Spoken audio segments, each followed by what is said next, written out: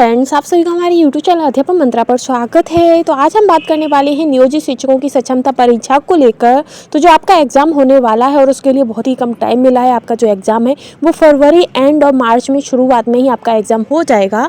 तो जो आपकी परीक्षा ये है, जो आपकी ऑनलाइन बेसिस पर आपकी परीक्षा होगी, उसी के साथ ही आपको इसके लिए बहुत ही कम टाइम मिला है। बहुत कम टाइम मिला है। उस कम टाइम को देखते हुए आप जितने से ज़्यादा क्वेश्चन सॉल्व करेंगे, जितने ज़्यादा मॉक टेस्ट सॉल्व करेंगे, उतना आपके लिए फ़ायदा होगा।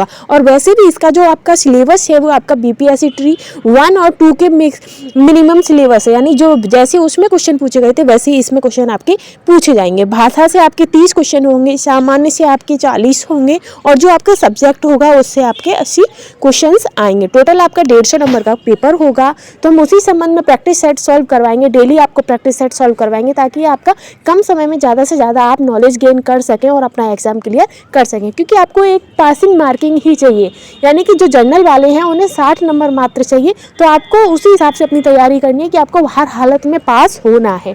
एक तो कंप्यूटर पर आपका एग्जाम हो रहा है तो उसके लिए भी आपको टेंशन होगी, पर कोई नहीं, हम डेली मॉक टेस्ट करेंगे। इतने मॉक टेस्ट कर लेंगे 30 दिन के अंदर कि आपका एग्जाम चुटकियों में ही निकल जाएगा। तो चलिए हम स्टार्ट करते हैं अपने पहले मॉक टेस्ट की ओर, जिसमें हमारा पहला क्वेश्चन रहेगा। ये हमारा जो भाषा अहर्ता से संबंधित है, जिसमें 30 प्रश्न हैं इंग्लिश और हिंदी के। तो इसमें हमारा पहला क्वेश्चन है, choose the most appropriate masculine of cow from the words given below.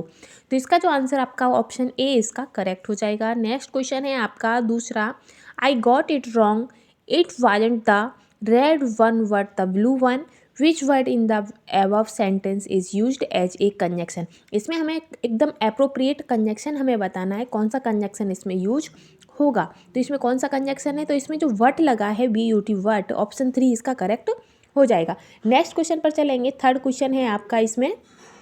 तो थर्ड क्वेश्चन जो होगा उसमें आपका आंसर जो रहेगा, थर्ड क्वेश्चन है, mister Mohan is our English teacher, he is nice but I never know what he is talking. वो अच्छे हैं लेकिन मैं नहीं जानता वो क्या कहते हैं।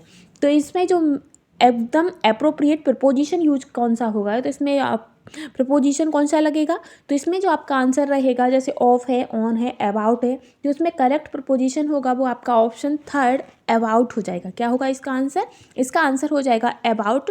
तो टॉकिंग के बाद इसका प्रपोजिशन आपका अबाउट लग जाएगा। ऑप्शन थर्ड का आंसर हो जाएगा थर्ड। आगे चलेंगे हम। नेक्स्ट क्वेश्चन है रहेगा हमारा इसमें फोर्थ, कि which word is the opposite of amusing. तो अम्यूजिंग का अपोजिट वर्ड क्या होता है, तो अम्यूजिंग हो गया एक मज़ेदार, तो इसका क्या होगा अपोजिट वर्ड, मज़ेदार का बोरिंग। तो इसका जो ऑप्शन करेक्ट हो जाएगा बोरिंग, यानी कि ऑप्शन थर्ड इसका करेक्ट आंसर होगा। आगे हम चलेंगे नेक्स्ट क्वेश्चन पर। नेक्स्ट क्वेश्चन है आपका पांचवा, कि a bunch of flower arranged in an attractive way is called a an. तो जो फ्लावरों का जो अट्रैक्टिव एकदम देखने में बहुत सुंदर लगता है, गुलदस्ता टाइप का, तो उसका जो अरेंज किया जाता है उसे हम क्या कहेंगे, तो उसे हम, इसका ऑप्शन ए आपका करेक्ट हो जाएगा। ठीक है, आगे चलेंगे। नेक्स्ट क्वेश्चन है आपका छठवां, जिसमें आपसे boy, man, uncle, fireman, grandfather belong to. तो ये आपको दिए गए हैं, नाम दिए गए हैं, तो ये कैसे जेंडर के हैं, तो इसका आंसर आपका हो जाएगा मैस्कुलिन जेंडर, क्योंकि ये सभी पुल्लिंग जेंडर हैं। कैसे हैं, पुल्लिंग है। आगे चलेंगे। सेवंथ क्वेश्चन है आपका, कि choose the word which means the same as human. Human का सेम वर्ड कौन सा है इसमें, इन ह्यूमन या क्रूल या काइंड। तो इसका ह्यूमन का जो सेम मीन्स हो जाएगा वो हो जाएगा काइंड। काइंड मीन्स दयालु। ठीक है, तो इस सेवंथ का आंसर हो जाएगा ऑप्शन थर्ड, इसका करेक्ट आंसर हो जाएगा। नेक्स्ट क्वेश्चन पर चलेंगे हम। आठवां क्वेश्चन है आपका इसी में, कि have trust dash God and do the right. तो इसमें हमें करेक्ट प्रपोजिशन बताना है। तो इसमें करेक्ट प्रपोजिशन क्या होगा आपका, इन, फॉर या टू। तो इसका करेक्ट प्रपोजिशन क्या हो जाएगा, तो इसका जो आंसर रहेगा वो आपका हो जाएगा इन। क्या हो जाएगा, I have trust in God and do, in answer इसका करेक्ट हो जाएगा। अब हम हिंदी के पोर्शन पर चलेंगे। हमने इंग्लिश के पोर्शन के सारे क्वेश्चन सॉल्व कर लिए हैं। हिंदी में पहले ही आपका पैराग्राफ दिया गया है, 9 से 10 तक इसकी पैराग्राफ से संबंधित ही आपसे क्वेश्चन पूछे जाएंगे हिंदी में। तो इसका जो आपका पैराग्राफ है उसी से संबंधित हम क्वेश्चन भी देख लेते हैं। क्वेश्चन है आपका इसमें 9वां क्वेश्चन है, कि सर्दी के दिनों में कैंप टॉम कनेडी को अच्छे क्यों लगते हैं? जो टॉम कनेडी हैं उसे सर्दियों के दिन में कैंप क्यों अच्छे लगते हैं? तो उसे सर्दियों के दिन में जो कैंप हैं वो अच्छे लगते हैं क्योंकि, तो ऑप्शन 2 इसका करेक्ट हो जाएगा, पिकनिक के समान होने के कारण उसे अच्छे लगते हैं। क्योंकि ये ऑप्शन जो आपका पैराग्राफ है उसी में से ही हमने आपको आंसर इसका बताया है। और वैसे भी आपके एग्जाम में अगर एक पैराग्राफ दिया जाता है तो जो क्वेश्चन आंसर होते हैं वो पैराग्राफ से ही देने होते हैं। अब है इसका नेक्स्ट क्वेश्चन है 10वां कि इस अनुच्छेद का कोई उपयुक्त शीर्षक होगा। तो इस अनुच्छेद का उपयुक्त शीर्षक क्या होगा? कर्तव्य होगा, या शरदकालीन दौर का मजा, निरीक्षण कार्य, या फिर एक से अधिक, या कोई नहीं। तो इसका जो आंसर होगा वो आपका हो जाएगा शरदकालीन दौर का मजा, क्योंकि सर्दियों से संबंधित है तो इसका शीर्षक भी आपका शरदकालीन दौर का मजा हो जाएगा, करेक्ट एकदम हो जाएगा। आगे है 11वां क्वेश्चन कि इनमें से कौन सा हासिल शब्द का पर्यायवाची नहीं है। हासिल मीन्स किसी चीज़ को हासिल कर लेना या प्राप्त कर लेना, और गवाना इसका हो जाएगा विलोम शब्द, तो क्योंकि ये इसका पर्यायवाची नहीं होगा तो हासिल का क्या हो जाएगा? गवाना। ऑप्शन ए आपका करेक्ट हो जाएगा। नेक्स्ट क्वेश्चन है 12वां कि मैं नीर भरी दुख की बदली, यह काव्य पंक्ति किनकी है? तो जो मैं नीर भरी दुख की बदली, ये किसकी काव्य पंक्ति है? सुमित्रा नंदन पंत या महादेवी वर्मा?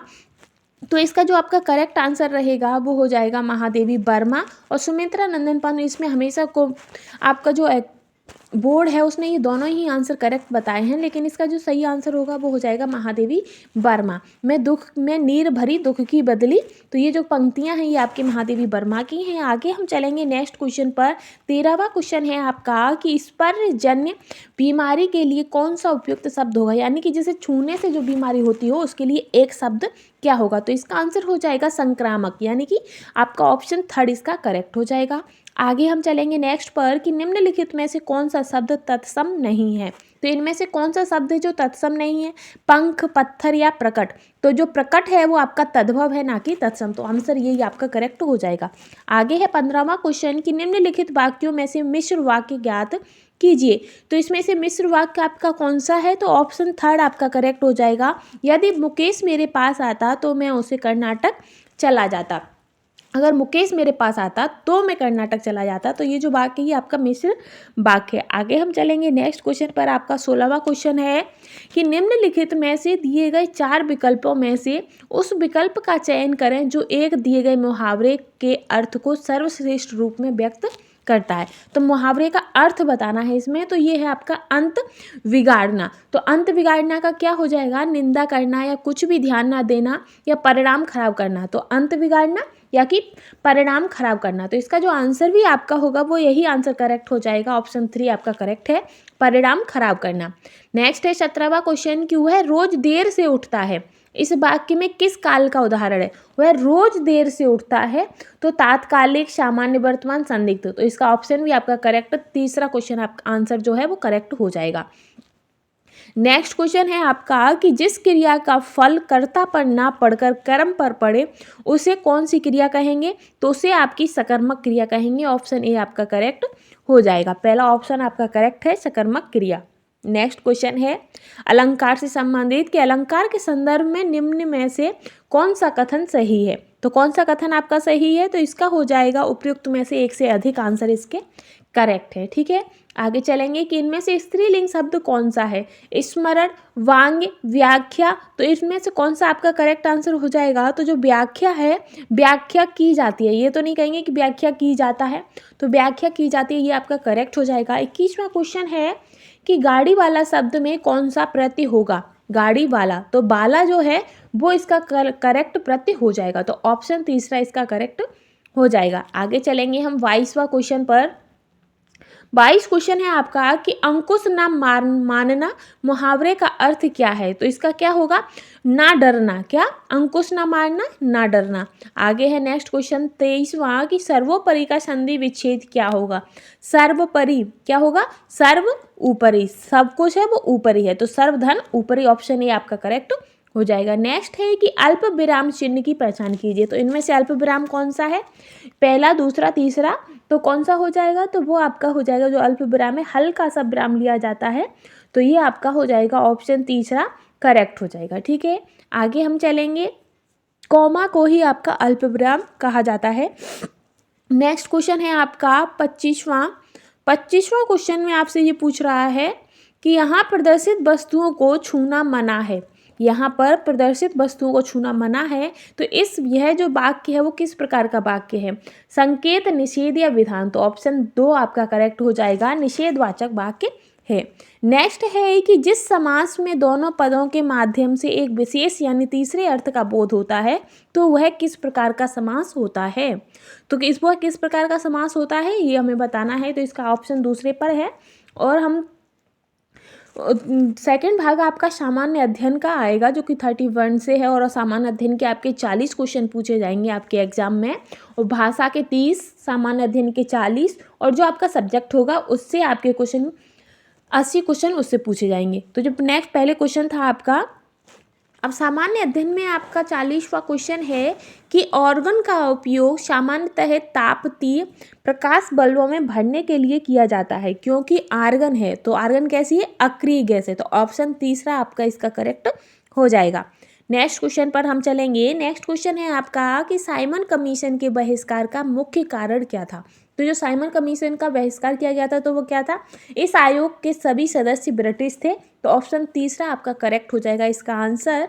नेक्स्ट क्वेश्चन रहेगा इसमें आपका 42 आपका आंसर है कि दुलहस्ती पावर स्टेशन निम्नलिखित में से किस जिले में स्थित है?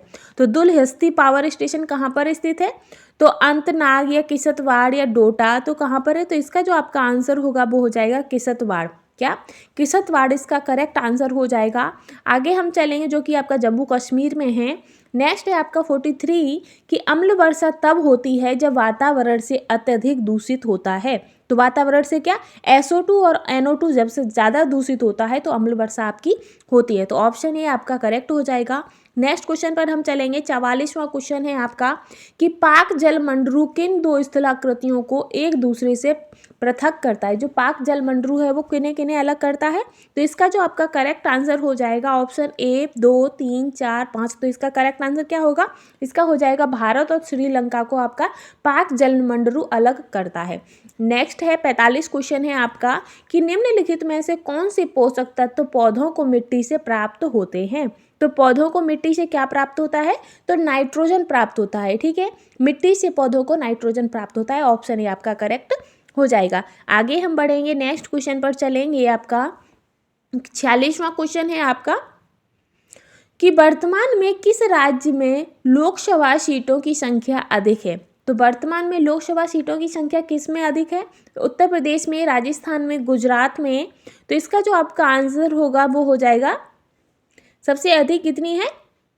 तो इसका आंसर आपका हो जाएगा यूपी। क्या होगा? यूपी इसका आंसर करेक्ट हो जाएगा। सबसे ज़्यादा है आपकी लोकसभा सीटों की संख्या कहाँ पर ज़्यादा है? तो यूपी में ज़्यादा है। और साथ ही जो आपकी फ्रेंड्स जो आपकी इसकी करंट में आपके जो क्वेश्चन आएंगे करंट की, वो भी 10 से 12 क्वेश्चन आपके करंट में सामान्य अध्ययन में पूछे जाएंगे। जो 40 क्वेश्चन है उनमें से आप ऐसे मान के चलिए कि 10 क्वेश्चन आपके करंट के ही पूछे जाएंगे, 10-12 क्वेश्चन आपके करंट के होंगे। और साथ ही आपको जो आपकी GS है वो आपकी अच्छी होनी चाहिए, बिहार के भी उसमें क्वेश्चन पूछे जाएंगे। तो इसका जो 46 है इसका तो आंसर आपका उत्तर प्रदेश हो गया। और आप करंट भी साथ ही साथ में देखते चलिएगा क्योंकि एक तो आपका ऑनलाइन पेपर है तो बहुत सारी चीज़ें ऐसी हैं जो आपको देखनी पड़ेंगी। तो इसमें नेक्स्ट क्वेश्चन अब हम चलेंगे अपने नेक्स्ट क्वेश्चन पर। तो 47 क्वेश्चन है कि इनमें से निम्नलिखित में से कौन सा अल्पकालिक जलवायु प्रदूषकों में से संबंधित नहीं है? तो इसका आंसर हो जाएगा 2, अमोनिया हो जाएगा इसका करेक्ट आंसर, अमोनिया। नेक्स्ट है आपका इसमें 48 कि निम्नलिखित में से किस पादप समूह में बीज एक अंडाशय के अंदर विकसित होते हैं जो बाद में पककर फल बन जाता है? तो किस में होते हैं? तो अनावृतबीजी या टेरिफोटाइट या आवृतबीजी। तो इसका जो करेक्ट आंसर होगा वो हो जाएगा आपका आवृतबीजी। नेक्स्ट क्वेश्चन हो जाएगा आपका 49 कि इनमें से कौन सा असम का पारंपरिक शास्त्रीय नृत्य है? तो इनमें से कौन सा है जो कि असम का पारंपरिक शास्त्रीय नृत्य है? तो कथक, छऊ, सत्रिया नृत्य। तो इनमें से कौन सा हो जाएगा? तो इसका जो आपका सत्रिया नृत्य है वो आपका इस असम का पारंपरिक नृत्य है। नेक्स्ट है आपका 50वां क्वेश्चन कि धन विधेयक प्रस्तावित किया जा सकता है तो किसमें? तो ये सिर्फ और सिर्फ केवल आपका लोकसभा में प्रस्तावित किया जा सकता है। तो 50 का आंसर हो गया आपका पहला। आगे हम बढ़ेंगे, नेक्स्ट क्वेश्चन पर चलेंगे आपका कि ये तो इसका तो हो गया आपका केवल लोकसभा में। फिर है 51वां कि फॉर्मेलिहाइड का प्रयोग निम्नलिखित में से किस में किया जाता है? तो किस में किया जाता है? तो इत्र में, जो सेंट होती है उसमें आपका फॉर्मेलाइहाइड का प्रयोग किया जाता है। ठीक है फ्रेंड्स, अब आगे हम बढ़ेंगे नेक्स्ट क्वेश्चन पर। आपका है क्वेश्चन 52 क्वेश्चन है कि भारतीय संविधान का कौन सा अनुच्छेद राष्ट्रपति के कार्यकाल से संबंधित है? तो कौन सा है? अनुच्छेद 56 आपका राष्ट्रपति के कार्यकाल से संबंधित है। नेक्स्ट है 53 कि कलिंग युद्ध की हिंसा को देखकर प्रतिशोध लेने की सोच रखने वाले सम्राट अशोक का हृदय परिवर्तन हुआ और वह एक स्थिर चित्त एवं शांति प्रिय सम्राट और किसके अनुयायी बन गए थे? बौद्ध धर्म, हिंदू धर्म या वैद्य? तो वो बौद्ध धर्म के अनुयायी बन गए थे। तो इसका आंसर जो होगा आपका करेक्ट हो जाएगा, ऑप्शन ए आपका इसका करेक्ट रहेगा, बौद्ध धर्म। क्योंकि जो आपका कलिंग युद्ध हुआ था तो इसमें इतना भीषण नरसंहार हुआ था कि इतना भीषण नरसंहार देखकर जो सम्राट अशोक थे उनका जो हृदय था वो बिल्कुल ही परिवर्तित हो गया था। नेक्स्ट क्वेश्चन है आपका 54 कि निम्नलिखित नदियों में से कौन सी अध्योरोपित अपवाह प्रणाली का है? तो कौन सा है? तो गोमती, ब्रह्मपुत्र। तो इसका आंसर हो जाएगा स्वर्ण रेखा। नेक्स्ट पर हम चलेंगे 55 क्वेश्चन है आपका कि कैपिटल एंड ग्रोथ नामक पुस्तक किसने लिखी है? तो जो कैपिटल एंड ग्रोथ नामक जो पुस्तक है वो आपकी जॉन हिक्स ने लिखी है। ऑप्शन तीसरा आपका क्वेश्चन सही हो जाएगा। नेक्स्ट है आपका 56 की आतिशबाजी में अलग अलग रंग धात्विक लवणों से निकलते हैं। निम्नलिखित में से कौन सा धात्विक लवण आतिशबाजी में हरे रंग की उत्पत्ति करता है? तो हरे रंग के लिए कौन सा जिम्मेदार होता है? बेरियम, सोडियम या सोना? तो जो आपका बेरियम होता है वो हरे रंग के लिए जिम्मेदार होता है। कौन सा? बेरियम। तो 56 का आपका पहला सही हो जाएगा। आगे हम बढ़ेंगे नेक्स्ट पर कि भारत की पहली संशोधित दवा वैज्ञानिक एवं औद्योगिक अनुसंधान परिषद द्वारा विकसित की गई थी। तो कौन सी की गई थी? तो इसका जो करेक्ट आंसर होगा वो आपका हो जाएगा, जो भारत की जो पहली है संश्लेषित दवा है वैज्ञानिक और औद्योगिक, तो ये जो आपकी है वो मैथाक्वालोन है। कौन सी है? मैथाक्वालोन है, विकसित की गई थी। तो 57 का आपका करेक्ट आंसर पहला हो जाएगा, मैथाक्वालन। आगे हम चलेंगे नेक्स्ट क्वेश्चन पर चलेंगे 58 पर कि केंद्रीय पर्यावरण, वन और जलवायु परिवर्तन मंत्रालय द्वारा शुरू किए गए सामाजिक आंदोलन का नाम क्या था? तो इसका आंदोलन का नाम क्या था? तो वो था ग्रीन गुड डीड। क्या था नाम? Green good deed. नेक्स्ट है आपका 59 कि किस राज्य के शासक के निर्वासन को शरीर से प्राण निकल गया कहा गया था? तो किसको कहा गया था? तो अवध को कहा गया था। नेक्स्ट है आपका कि निम्नलिखित में से किस रक्त समूह वाले लोगों को सार्वभौमिक प्राप्तकर्ता माना जाता है? तो इसका आंसर हो जाएगा आपका जो ऑप्शन ए है, B+ या AB+ या A+। तो जो आपका शब्दग्राही जो ब्लड ग्रुप है वो आपका हो जाएगा AB+। ठीक है, आगे हम बढ़ेंगे नेक्स्ट क्वेश्चन पर। नेक्स्ट क्वेश्चन है आपका 61 कि भारतीय राष्ट्रीय कांग्रेस का गठन किसने किया था? तो जो भारतीय राष्ट्रीय कांग्रेस का गठन किसने किया था? दादा भाई नौरोजी, A.O. ह्यूम या फिर फिरोज शाह मेहता? तो इसका आंसर करेक्ट हो जाएगा ऑप्शन 2, A.O. ह्यूम। नेक्स्ट है आपका 62 कि भारत सरकार के कौशल विकास कार्यक्रम का नाम क्या है? तो कौशल विकास कार्यक्रम का नाम क्या है? तो इसका जो करेक्ट आंसर होगा वो आपका हो जाएगा प्रधानमंत्री कौशल विकास। नेक्स्ट है 63 कि 1857 के विद्रोह के दौरान भारत में ब्रिटिश महिलाओं को समर्पित पेंटिंग इन मेमोरियम किसने चित्रित किया था?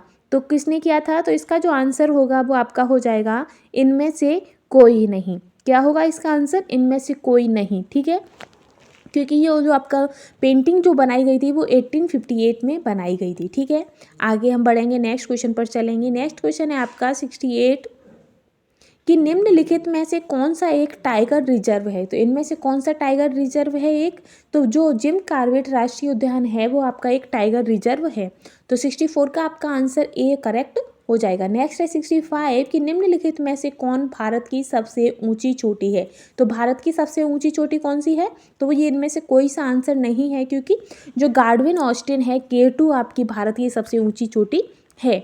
आगे हम बढ़ेंगे नेक्स्ट क्वेश्चन पर चलेंगे। नेक्स्ट क्वेश्चन है आपका 66वां कि कांग्रेस के किस अधिवेशन में स्वराज्य की प्राप्ति का आह्वान किया गया था? तो स्वराज्य की प्राप्ति का आह्वान किस में किया गया था? तो 1904, 1902, 1909। तो इसमें आंसर हो जाएगा आपका कोई सा नहीं, क्योंकि जो इसका आंसर है वो है 1906। अधिवेशन में जो स्वराज्य की प्राप्ति का आह्वान किया गया था वो 1906 में किया गया था। आगे हम चलेंगे नेक्स्ट क्वेश्चन पर। तो नेक्स्ट क्वेश्चन है आपका 67 में आपसे पूछा गया है कि भारतीय संविधान में स्वतंत्रता, समानता और बंधुत्व की अवधारणाओं को किस देश से अपनाया गया है? तो किस देश से अपनाया गया है? Britain, France, USSR. तो इसका आंसर हो जाएगा फ्रांस। नेक्स्ट क्वेश्चन है आपका कि थुम्बा को रॉकेट प्रक्षेपण के लिए आदर्श स्थल के रूप में किसकी उपस्थिति के कारण चुना गया है? तो किसकी उपस्थिति के कारण चुना गया है? तो ये इसका आंसर हो जाएगा इक्वेटोरियल इलेक्ट्रोजेट्स। ऑप्शन 2 आपका करेक्ट हो जाएगा। आगे हम बढ़ेंगे नेक्स्ट पर। सामाजिक विज्ञान के क्वेश्चन आपके अब स्टार्ट हो जाएंगे। तो 71वां क्वेश्चन है आपका कि वर्ष 1932 में बिहार के पटना शहर में कौन सी कंपनी ने अपनी फैक्ट्री स्थापित की है? तो 1932 में किसने अपनी फैक्ट्री स्थापित की थी? तो इसका आंसर जो आपका होगा वो हो जाएगा, इसमें पूछा है कि बिहार के पटना शहर में कौन सी कंपनी ने अपनी फैक्ट्री स्थापित की थी। तो ब्रिटिश ईस्ट इंडिया कंपनी या डच ईस्ट इंडिया कंपनी या फिर पुर्तगाली। तो इसका आंसर आपका हो जाएगा डच ईस्ट इंडिया कंपनी ने अपनी स्थापित की थी। नेक्स्ट है 72वां क्वेश्चन है कि भारत में यूरोपीय व्यापारियों के आगमन का सही क्रम क्या है? तो इसका सही क्रम क्या है? तो इसका जो आंसर होगा, पुर्तगाली आए थे, उसके बाद डच, फिर अंग्रेज, फिर फ्रांसीसी। तो ऑप्शन यही आपका करेक्ट हो जाएगा। नेक्स्ट क्वेश्चन है 73वां कि निम्नलिखित कथनों पर विचार कीजिए। तो इन पर विचार करना है कि सभी शिलालेखों में केवल लिपियां हैं, शिलालेख कठोर सतहों पर उत्कीर्ण हैं, नीचे दिए गए कोड में से सही विकल्प चुनिए। तो इसका सही विकल्प क्या होगा? तो इसका सही आंसर हो जाएगा केवल 2 आपका सही है। आगे बढ़ेंगे, नेक्स्ट पर चलेंगे। 69 क्वेश्चन है आपका कि भारतीय छात्रों के बीच वैज्ञानिक स्वभाव नवाचार बनाने के लिए केंद्र सरकार ने एक ATL प्रयोगशाला शुरू की है। तो जो ATL है उसका फुल फॉर्म क्या है? अटल टिंकरिंग लैब या फिर अप्लाइड टेक्नो लैब। तो इसका जो आंसर होगा वो हो जाएगा ऑप्शन ए आपका करेक्ट हो जाएगा, अटल वाला। ठीक है। फिर 70वां क्वेश्चन है आपका कि चिश्ती सिलसिला के सबसे महत्वपूर्ण शिक्षकों में से एक शेख मोइनुद्दीन चिश्ती दरगाह कहाँ पर है? तो वो आपकी अजमेर में शेख मोइनुद्दीन चिश्ती दरगाह स्थित है अजमेर में। ठीक है। आगे हम बढ़ेंगे। नेक्स्ट है 74 कि गांव आधारित उद्योगों की व्यापक दृष्टि वाली पुस्तक हिंद स्वराज्य किसने लिखी थी? तो हिंद स्वराज्य पुस्तक नामक किसने लिखी थी? तो ये आपकी महात्मा गांधी ने लिखी थी। नेक्स्ट है 75वां कि जलियांवाला बाग हत्याकांड की जांच के लिए बनाई गई समिति का नाम क्या है? तो वो आपकी हंटर कमीशन है। नेक्स्ट है 76 कि भारत छोड़ो आंदोलन 1942 के किस महीने में आरंभ हुआ था? तो ये अगस्त में आरंभ हुआ था। ठीक है। कब हुआ था? तो 8 अगस्त 1942।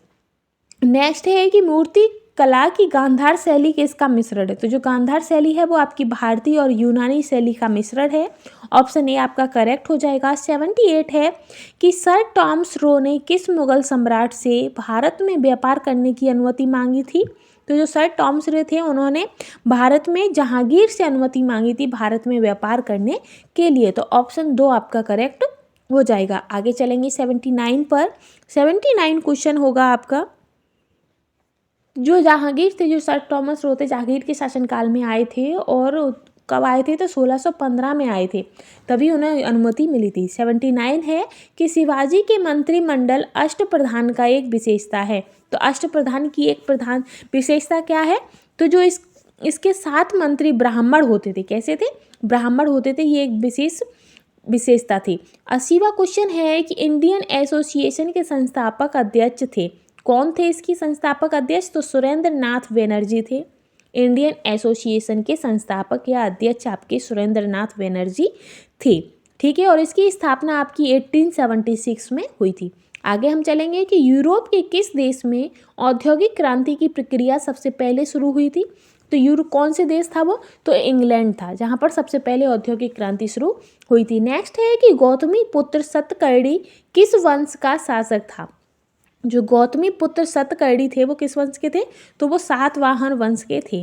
नेक्स्ट है 83 कि आगरा शहर का निर्माण करवाया था। तो आगरा शहर का निर्माण किसने कराया था? तो इसका करेक्ट आंसर हो जाएगा आपका सिकंदर लोदी। सिकंदर लोदी ने आगरा शहर का निर्माण कराया था। आगे हम बढ़ेंगे नेक्स्ट क्वेश्चन पर। और 1504 में आगरा शहर का निर्माण कराया था सिकंदर लोधी ने। नेक्स्ट क्वेश्चन है आपका 84 कि 1857 ईस्वी के विद्रोह ने बिहार के कई नगरों को प्रभावित किया। बिहार के विभिन्न नगरों में विद्रोह के विस्फोट का सही क्रम है। तो सबसे पहले कहाँ हुआ था आपका विद्रोह? रोहिणी, पटना, मुजफ्फरपुर, फिर जगदीशपुर, जिसका जो आंसर है आपका पहला ही करेक्ट हो जाएगा। ठीक है, अब आगे हम बढ़ेंगे, नेक्स्ट क्वेश्चन पर चलेंगे 85 पर कि किस गवर्नर जनरल के शासन के दौरान सती प्रथा को अवैध घोषित किया गया था? तो वह कौन से गवर्नर जनरल थे जब सती प्रथा को अवैध घोषित किया गया था? तो लॉर्ड विलियम बेंटिंक थे। कौन थे? Lord William Bentinck. ठीक है, आगे हम चलेंगे 86 पर। तो 86 जो क्वेश्चन है आपका 86 क्वेश्चन, और जो आपके जो सती प्रथा था वो उसमें 1828 में अवैध घोषित कर दिया गया था। ठीक है फ्रेंड्स, आगे हम बढ़ेंगे कि 86 है कि सूची 1 और सूची 2 को मिलान करना है हमें आपस में। तो इसमें मेगास्थनीज है, तो मेगास्थनीज कौन से उससे संबंधित है? तो मौर्य वंश सिफाहियान, गुप्त वंश ह्वेनसांग, पुष्यभूति। तो इसका आंसर क्या हो जाएगा? तो इसका जो आंसर है वो आपका हो जाएगा पहले का दूसरा, दूसरे का तीसरा और तीसरे का पहला। तो पहला, दूसरा और तीसरा, तो ऑप्शन तीसरा आपका करेक्ट हो जाएगा। आगे है 87 कि निम्नलिखित कथनों में से कौन सत्य सही कथन को चुनिए। तो इसका जो सही आंसर होगा आपका तीसरा हो जाएगा, बुद्ध और महावीर दोनों ही आप जो आंसर है वो आपका करेक्ट हो जाएगा। नेक्स्ट है 88 कि मास्टर दा के नाम से विख्यात स्वतंत्रता सेनानी का मूल नाम क्या था? जो मास्टर दा के से विख्यात थे तो वो थे आपकी सूर्यसेन। नेक्स्ट है 89 कि मथुरा कला के संदर्भ में निम्नलिखित में से कौन सा कथन सत्य है? तो इनमें से कौन सा कथन सत्य है आपका? तो इसका जो आपका आंसर रहेगा वो हो जाएगा दूसरा और तीसरा आपका सही है। तो आपका जो दूसरा तीसरा यानी कि ऑप्शन तीसरा आपका करेक्ट हो जाएगा। आगे बढ़ेंगे हम 90 क्वेश्चन है आपका कि जब इब्न बतूता भारत आया तो उस समय भारत का शासक कौन था? तो उस समय आपके मोहम्मद बिन तुगलक भारत के शासक थे। 91 क्वेश्चन है आपका कि इब्राहिम आदिल शाह द्वितीय के संबंध में निम्नलिखित कथनों पर विचार कीजिए। तो इन कथनों पर विचार करना है और सही आंसर आपको बताना है। तो कौन सा उससे संबंधित सही था? तो दूसरा आपका एकदम करेक्ट है, बाकी का इतना करेक्ट नहीं है, तो केवल दूसरा आंसर आपका करेक्ट हो जाएगा। तो ऑप्शन तीसरा आपका सही है। आगे बढ़ेंगे 92 कि बाबर एवं राणा सांगा के बीच युद्ध को कहा जाता है। जब बाबर और राणा सांगा के बीच जो युद्ध हुआ था उसे खानवा का युद्ध कहा जाता है। ठीक है, आगे हम चलेंगे, और ये जो युद्ध था आपका 1527 में हुआ था, खानवा का युद्ध। नेक्स्ट क्वेश्चन है आपका 93 कि निम्नलिखित में से कौन सा कथन, इसमें तो कम हो रहा है, तो के विषय में गलत है। ठीक है, तो ये किसके विषय में गलत है? राजा की प्रशंसा करने तथा उनका संरक्षण पाने के उद्देश्य से। तो इसका जो आपका आंसर होगा दूसरा हो जाएगा। नेक्स्ट क्वेश्चन है आपका 94 कि निम्नलिखित कौन सा सम्राट एक कुशल संगीतज्ञ भी था? तो कौन सा था? तो वो आपके समुद्रगुप्त थे जो एक कुशल संगीतज्ञ भी थे। आगे है आपका 95 कि निम्नलिखित राजवंशों को सही कालक्रम में सजाइए। तो राजवंशों को सही कालक्रम में सजाइए, तो इसका क्या हो जाएगा? सातवाहन, मौर्य वंश, कुषाण वंश और गुप्त वंश। तो मौर्य वंश आपका पहला हो गया, फिर उसके बाद सातवाहन, फिर कुषाण, फिर गुप्त। तो आपका आंसर क्या होगा? बादशाह आदा। तो ऑप्शन ए आपका करेक्ट हो जाएगा। नेक्स्ट है आपका 96 कि ज़्यादातर महाजनपदों की मजबूत किलेबंदी क्यों थी? जो किलेबंदियों की जो मजबूत किलेबंदी की जाती थी वो क्यों? तो शासकों को आक्रमण का भय था और वे स्वयं की रक्षा को सुनिश्चित करते थे। तो ऑप्शन दूसरा आपका करेक्ट हो जाएगा। 97 है कि गजनी के सुल्तान महमूद गजनवी द्वारा सोमनाथ मंदिर को नष्ट करने के पीछे कौन सा मुख्य कारण था? तो कौन सा मुख्य कारण था? तो वो था उसने इस्लाम के महान नायक के रूप में श्रेय लेने की कोशिश की थी। तो दूसरा आपका सही हो जाएगा। नेक्स्ट है कि सूची 1 और सूची 2 को आपस में मिलाना है। लोथल, रोपड़, राखीगढ़ा और कालीबंगा, तो इन्हें आपस में मिलान करना है, कौन सा किससे संबंधित है। तो जो इसका जो आपका आंसर होगा वो हो जाएगा, तो लोथल किससे है? तो लोथल जो आपका है वो गुजरात में है, रोपड़ आपका पंजाब में है, और जो राखीगढ़ी है वो आपका हरियाणा में, और कालीबंगा राजस्थान में। तो इसका आंसर क्या हो जाएगा? चौथा, तीसरा, दूसरा, पहला। चौथा, तीसरा, दूसरा, पहला। तो ऑप्शन इसका करेक्ट होगा दूसरा ऑप्शन आपका इसमें करेक्ट हो जाएगा। 99 क्वेश्चन है कि निम्नलिखित में से कौन सा कथन सही है? तो इनमें से कौन सा कथन सही है? पहला, दूसरा, तीसरा। तो इनमें देखना है, उसके बाद हमें कूट में से इसका सही आंसर बताना है। तो इसका जो आपका आंसर होगा वो हो जाएगा दूसरा सही है आपका, और पहला सही है, और तीसरा सही है आपका। तो इसका आंसर क्या होगा? तो इसका हो जाएगा पहला और दूसरा। ठीक है, अब नेक्स्ट क्वेश्चन है जिसमें हमें आपस में मिलान करना है, ब्रह्मचर्य, गृहस्थ, वानप्रस्थ और सन्यास।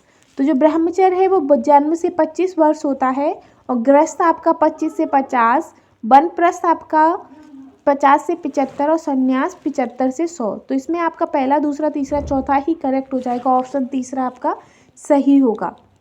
जो ऑप्शन तीसरा है वो सही हो जाएगा, क्योंकि पहले का पहला, दूसरे का दूसरा, तीसरे का तीसरा और चौथे का चौथा करेक्ट है। ठीक है, आगे हम बढ़ेंगे, नेक्स्ट पर चलेंगे।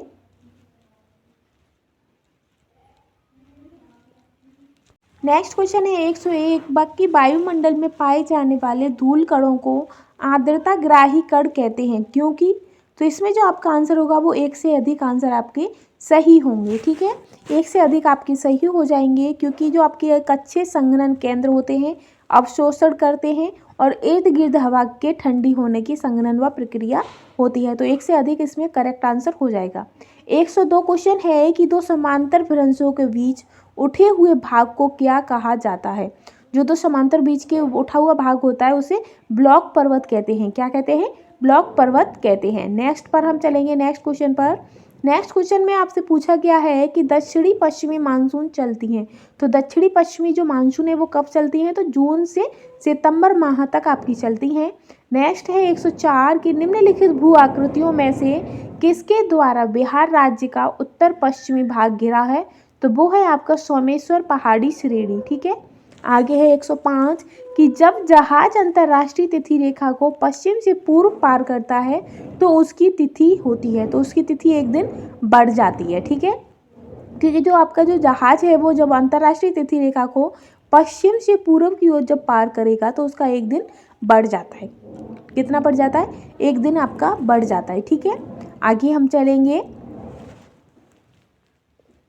इसमें आपको हम क्लियरली बता देते हैं कि ये आपकी 180 डिग्री सेंटीग्रेड हो गई, अंतर्राष्ट्रीय तिथि रेखा हो गई, और हमें पश्चिम से पूर्व की ओर जाना है। नेक्स्ट है आपका 106 है कि निम्नलिखित को सुमेलित कीजिए। खेतड़ी, तांबा, नवेली, लिग्नाइट, जादूगोड़ा लोहा, केंद्रमुख यूरेनियम। तो इसका क्या होगा? जो जादूगोड़ा है उसका यूरेनियम हो गया, केंद्रमुख का लोहा। इसका करेक्ट आंसर हो जाएगा आपका दूसरा। पहला जो दूसरा ऑप्शन है वो आपका करेक्ट है। फिर है 107वां क्वेश्चन कि चट्टानों की घुलनशीलता किस क्षेत्र में प्रमुख है? तो चूना पत्थर में। नेक्स्ट है आपका 108 कि बिहार राज्य किन देशांतरों के बीच अवस्थित है? तो वो आपका लगभग 83 से 88 पूर्व तक आपका स्थित है। 109 क्वेश्चन है कि किस जनगणना में भारत की जनसंख्या में वृद्धि ऋणात्मक हुई थी? जो वृद्धि हुई थी वो आपकी ऋणात्मक हुई थी, तो 1921 में। ठीक है, 1921 में आपकी जनसंख्या की वृद्धि ऋणात्मक थी। 110 क्वेश्चन है आपका कि भारत के किस बंदरगाह द्वारा सबसे अधिक मात्रा में लौह अयस्क का निर्यात किया जाता है? तो वो है आपका विशाखापत्तनम और मुर्मुरगांव। नेक्स्ट 111 कि दक्षिण अमेरिका का कौन सा देश पेट्रोलियम का सबसे बड़ा उत्पादक है? तो वो जिसका जो आपका आंसर होगा वो हो जाएगा वेनेजुएला, जो आपका है पेट्रोलियम का सबसे बड़ा उत्पादक राज्य है। नेक्स्ट है 112 कि भारत के प्राकृतिक वनस्पति के संबंध में कौन सा कथन सत्य है? तो इसमें आपके कथन आपके ऑप्शन सेकंड पेज पर हैं, पहला, दूसरा, तीसरा, चौथा। तो इसमें जो आपका करेक्ट आंसर होगा वो आपका हो जाएगा उपयुक्त में से एक से अधिक। नेक्स्ट क्वेश्चन है आपका 113 कि निम्नलिखित देश और राजधानी में कौन सा युग्म गलत है? तो हमें इसमें गलत युग्म बताना है। तो जो आपका इथोपिया है सुबह, ये आपका गलत है। तो ऑप्शन तीसरा आपका इसका गलत हो जाएगा, क्योंकि जो इथोपिया सुबह है उसका आदिस, जो आदिस है वो उसकी राजधानी है। ठीक है, आदिस। आगे हम बढ़ेंगे 114 क्वेश्चन पर। तो 114 क्वेश्चन है कि कैस्पियन सागर या झील अवस्थित है? तो कैस्पियन झील या सागर कहाँ? तो ये कुछ यूरोप में और कुछ एशिया में आपकी अवस्थित है। आगे बढ़ेंगे नेक्स्ट पर कि भूमध्य सागरीय जलवायु, जो समुद्री जलवायु की विशेषता क्या होती है? तो ये शुष्क ग्रीष्म काल और आर्द्र सर्दियां होती हैं, इसकी जो विशेषता है। नेक्स्ट है 116 कि दक्षिणी गोलार्ध का ग्रीष्म अयतान कब होता है। तो दक्षिण नेक्स्ट क्वेश्चन है कि दक्षिणी गोलार्ध का ग्रीष्म अयनात कब होता है। तो वो आपका होता है 22 दिसंबर को। तो ऑप्शन सी आपका करेक्ट आंसर हो जाएगा। तो ये आपका जो दक्षिण गोल ग्रीष्म अयनात है, तो ये आपकी सेंटर में आपकी रेखा हो जाती है। तो ये आपका हो जाता है ग्रीष्म अयनात। ठीक है, तो इसका जो आंसर है वो आपका 22 दिसंबर हो गया। नेक्स्ट क्वेश्चन पर हम चलेंगे 117 कि समुद्र तल पर सामान्य वायुमंडलीय दाब कितना होता है। तो समुद्र तल पर सामान्य वायुमंडलीय दाब कितना होता है। तो इसका जो आपका आंसर है वो आपका ऑप्शन 2 आपका करेक्ट हो जाएगा। 118वां क्वेश्चन है कि बिहार में निम्नलिखित में से कौन से समूह की नदियाँ गंगा अथवा उसकी सहायक नदी में गिरती हैं। तो वो कौन सी हो जाएंगी। तो जो इसका जो आपका आंसर रहेगा वो हो जाएगा गंडक, कमला और बागमती। ऑप्शन 3 आपका करेक्ट है। 119वां क्वेश्चन है कि निम्नलिखित में से किसी भारत के पिट्सबर्ग के नाम से जाना जाता है। तो जो जमशेदपुर है उसे 1907 से पिट्सबर्ग के नाम से जाना जाता है। ठीक है, जमशेदपुर को। आगे हम पढ़ेंगे नेक्स्ट क्वेश्चन पर 120 कि उत्तरी गोलार्ध में फेरेल के नियम के कारण पवनें विक्षेपित होती हैं। तो विक्षेपित होती हैं किधर से किधर विक्षेपित होती हैं। तो इसका जो आपका आंसर हो जाएगा वो आपका होगा कि जो इसकी जो हवाएं हैं वो इसके दाईं ओर से विक्षेपित होती हैं। किसे दाईं ओर से विक्षेपित होती हैं। तो इसका आंसर आपका पहला ऑप्शन करेक्ट हो जाएगा। आगे हम चलेंगे 121वां क्वेश्चन है आपका कि निम्नलिखित प्रकारों की आय पर विचार कीजिए। कैसी वैयक्तिक आय, निजी आय, प्रोज्य आय, राष्ट्रीय आय। तो इसका सही क्रम हमें बताना है। तो ऑप्शन ए आपका इसका करेक्ट हो जाएगा। नेक्स्ट है 122 क्वेश्चन है आपका कि निम्नलिखित में से क्या केंद्र सरकार के राजस्व व्यय का सबसे बड़ा महत्वपूर्ण कारक है। तो वो है आपका ब्याज भुगतान। आगे है आपका 123 क्वेश्चन कि बिहार की उस योजना का नाम बताइए जो निर्यातोन्मुखी इकाइयों की स्थापना के लिए अपेक्षित उच्च स्तरीय अवसर चमत्कार तक देती है। तो इसका जो आपका आंसर रहेगा वो हो जाएगा आपका ऑप्शन, इसका जो आंसर है आपका हो जाएगा ऑप्शन पहला, दूसरा, तीसरा, चौथा। तो इसका जो करेक्ट आंसर होगा वो ऑप्शन ए आपका सही हो जाएगा, आईआईटी। नेक्स्ट है आपका 124वां क्वेश्चन कि साधारणतः है किसी देश की अनुकूलतम जनसंख्या से अभिप्राय जनसंख्या के उस परिणाम से होता है जहां प्रति व्यक्ति अधिकतम उत्पादन प्राप्त हो। तो पहला आंसर इसका सही है। 125वां क्वेश्चन है, इसमें मिलान करना है। तो मिलान में हम देखेंगे कि कौन सा आपका सही हो रहा है। तो पहला है आपका इंद्रावती। तो इंद्रावती हो जाएगा छत्तीसगढ़। तो ए का 4 यानी कि ऑप्शन सी आपका करेक्ट होगा। तीसरा जो ऑप्शन है वो आपका करेक्ट हो जाएगा। दूसरे का तीसरा, पहले का चौथा, दूसरे का तीसरा, दूसरे का दूसरा और चौथे का पहला। नेक्स्ट है आपका 126वां क्वेश्चन जिसमें कथन दिए गए हैं और कथन के हिसाब से हमें आंसर बताना है। तो हिमालय से निकलने वाली नदियां बारहमासी नदियां हैं या हिमालय नदियों का उद्गम स्रोत हिमानियों से स्थित है। तो इसका जो सही आंसर होगा आपका ऑप्शन ए करेक्ट हो जाएगा। नेक्स्ट क्वेश्चन पर हम चलेंगे 127वां क्वेश्चन है। इसमें भी आपकी सूची दी गई है, पहला और दूसरी सूची है जिसे हमें आपस में मिलाना है। तो रेलवे उपकरण कहाँ पर बनाए जाते हैं, मोटर वाहन कहाँ पर, पोत निर्माण कहाँ पर और साइकिल के लिए कौन सा उद्योग कहाँ पर होता है। तो इसमें जो आपका पहला रहेगा, तो पहला आपका जो है रेलवे उपकरण वो भिलाई में, कहाँ पर, भिलाई में, मोटर वाहन जबलपुर में, पोत निर्माण आपके कोच्चि में और साइकिल आपकी लुधियाना प्रसिद्ध है। तो इसका आंसर क्या होगा, पहले का तीसरा, दूसरे का चौथा, तीसरे का पहला और चौथे का दूसरा। तो पहला ही ऑप्शन आपका करेक्ट हो जाएगा। नेक्स्ट है आपका क्वेश्चन 128वां कि पारितंत्र के बारे में निम्नलिखित में से कौन सा कथन सही नहीं है। नहीं है हमें बताना है, नेगेटिव आंसर हमें बताना है। तो इसका आंसर आपका तीसरा सही हो जाएगा, जलमंडल के पारितंत्र में शामिल नहीं होता है। तो ये आपका जो ऑप्शन है सही हो जाएगा। नेक्स्ट है आपका 129वां क्वेश्चन जिसमें हमें कथन दिए गए हैं और कथन के से ही हमें आंसर देना है। तो इसका जो आपका आंसर करेक्ट हो जाएगा वो हो जाएगा, तीसरा आंसर करेक्ट है। 130 क्वेश्चन है आपका, जिसमें ऑप्शन दिए गए हैं कि गेहूं के लिए 100 से जो इसमें पानी दिया गया है वो गलत आंसर हमें बताना है। तो इसमें जो आपका गलत होगा तो क्या होगा, गलत गेहूं के लिए 100 से 150 या गेहूं और रबी की फसल के लिए। तो पहला ही आपका कल क्लियर हो जाएगा कि गेहूं में इतना ज़्यादा पानी नहीं लगता है, यही आपका गलत है। ठीक है, आगे हम बढ़ेंगे, नेक्स्ट क्वेश्चन पर चलेंगे। क्योंकि जो गेहूँ है वो 50 से 70-75 के समथिंग में आपका पानी लगता है, इतना नहीं लगता है, ठीक है, क्योंकि इतना। तो नेक्स्ट क्वेश्चन है आपका कि भारतीय संविधान में स्वतंत्र न्याय प्रणाली की जो अवधारणा का सार कहाँ से लिया गया है, तो इसका आंसर आपका हो जाएगा अमेरिका, यूएस से लिया गया है आपका, ठीक है। नेक्स्ट क्वेश्चन है 132 कि भारतीय राजनीतिक व्यवस्था का स्वरूप निम्नलिखित में से कौन सा है, तो कौन सा है भारतीय राजनीतिक व्यवस्था का, तो ऑप्शन तीसरा आपका सही हो जाएगा, गणतंत्री, संघीय और प्रजातंत्री। नेक्स्ट 133वां क्वेश्चन कि संस्थाएं और संघ बनाने का अधिकार किस प्रकार का अधिकार है, तो ये केवल नागरिकों के लिए सुनिश्चित स्वतंत्रता का अधिकार है। नेक्स्ट है आपका 134 कि किसकी देख रेख में जिले में पुलिस बल शांति और व्यवस्था कायम करता है, तो इसका जो आपका आंसर रहेगा वो हो जाएगा जिलाधीश। किसकी देख रेख में? जिलाधीश की देख रेख में। नेक्स्ट है 135वां क्वेश्चन कि मौलिक अधिकारों के संरक्षण से संबंधित रिट किसके द्वारा जारी होती है, तो केवल उच्च न्यायालय और सर्वोच्च न्यायालय के द्वारा रिट जारी की जाती है। आगे है आपका 136वां क्वेश्चन कि मुख्य लेखा अधिकारी किसके आय व्यय की जांच करते हैं, तो वो आपके करते हैं राज्य सरकार, केंद्र सरकार या नगर निगम, तो वो आपके करते हैं नगर निगम की करते हैं देख रेख। नेक्स्ट है 137वां क्वेश्चन कि निम्नलिखित में से कौन सा संविधान संशोधन राष्ट्रपति को किसी भी मसले को पुनः विचार के लिए मंत्रिमंडल को भेजने की शक्ति प्रदान करता है, तो वो है आपका 44वां संविधान संशोधन। आगे बढ़ेंगे हम कि 138वां क्वेश्चन है कि भारत के संविधान की उद्देशिका के बारे में हमसे पूछा गया है, तो इसे हम कथन दिए गए हैं उसके हिसाब से हमें इसका आंसर सही बताना है। तो इसका जो आपका आंसर रहेगा वो हो जाएगा सही कथन आपका जो है कि उद्देश्य का स्वयं न्यायालय में परिवर्तनीय नहीं है, या फिर और तीसरा आपका सही है, तो इसका जो आपका सही आंसर होगा वो ऑप्शन ए और सी, यानी कि केवल ए और सी, तो ऑप्शन तीसरा आपका करेक्ट हो जाएगा, केवल ए और सी। आगे हम नेक्स्ट है कि भाषण की स्वतंत्रता किस शासन के लिए आवश्यक है, तो इसका आंसर आपका करेक्ट हो जाएगा लोकतंत्र। क्या होगा?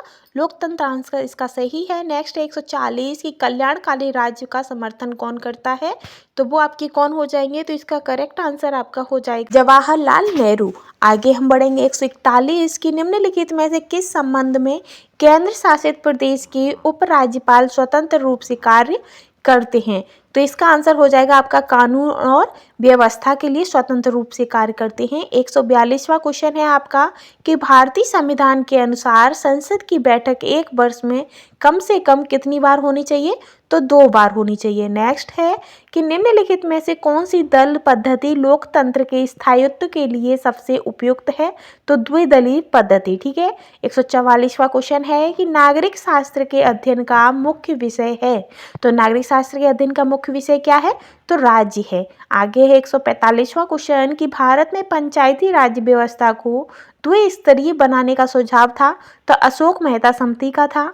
नेक्स्ट है 146वां क्वेश्चन की सीमाओं के भीतर हम अपने न्यायाधीशों का आदान करते हैं, पर कोई न्यायाधीश अथवा कोई न्यायालय अपने को व्यवस्थापिका का तीसरा सदन नहीं बना सकता, तो ये विचार किसके, तो जवाहरलाल नेहरू के ये विचार थे। आगे है आपका क्वेश्चन 47 वाला कि भारत में संविधान सभा का निर्माण किस योजना के अंतर्गत हुआ था, तो वो आपकी थी मंत्रिमंडलीय मिशन की योजना थी आपकी।